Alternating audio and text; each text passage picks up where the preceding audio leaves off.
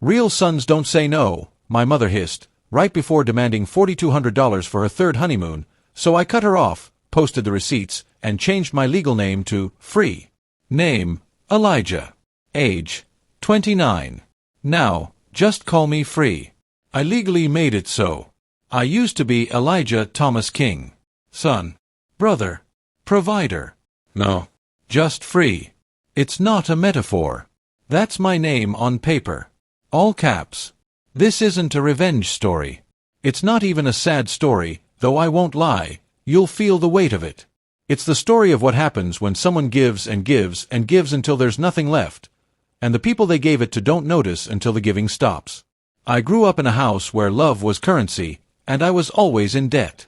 I'm the oldest of 3. Technically 4, if you count the golden retriever my mom refers to as her youngest in every family Christmas card.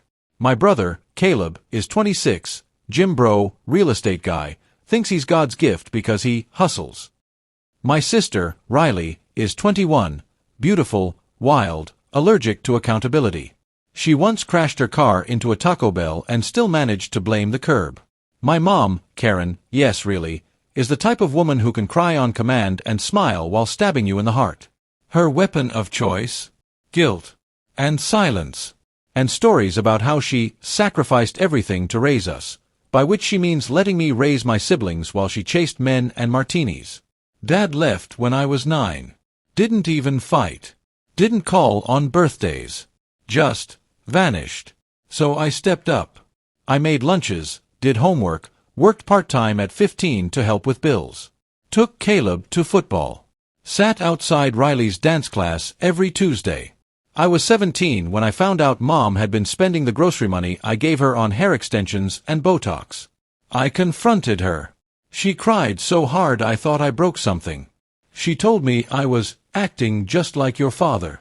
That hurt more than anything. So I apologized. For calling out her lie. That was the first time I learned what emotional manipulation looks like. It wouldn't be the last. College. Didn't go. Caleb did, though, on the savings I was told didn't exist. Riley got a car when she turned 18. I got a stack of bills in my name I never signed for. My 20s were a blur of saying yes when I wanted to say no. Can I co-sign this lease? Yes. Can you babysit last minute again? Yes. Can you send $300? We're short on rent? Yes. Always yes. Because you're the only reliable one, Elijah. You're not like the others. You're the strong one. Then came October 14th, my breaking point.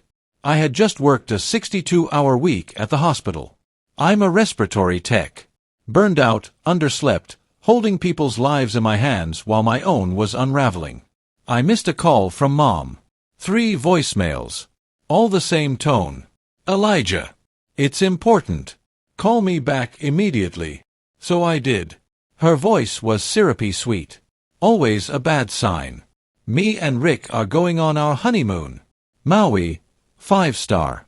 He finally proposed. I mean, after 2 years, right? Anyway, flights are booked. But I need $4,200 for the resort. Can you wire it tonight? I know payday's Friday, but you always figure it out. Real sons don't say no. That last part. That sentence. I swear something cracked in my skull. I didn't say anything for a full 10 seconds. She laughed, that fake, breathy thing she does when she thinks I'm being dramatic. So I said calmly, no. Silence. Then, venom. Wow. So you're really going to abandon your mother like your father did? After everything I gave you? I hung up mid-sentence. First time in my life. 2 hours later, I got texts from Riley. She's sobbing.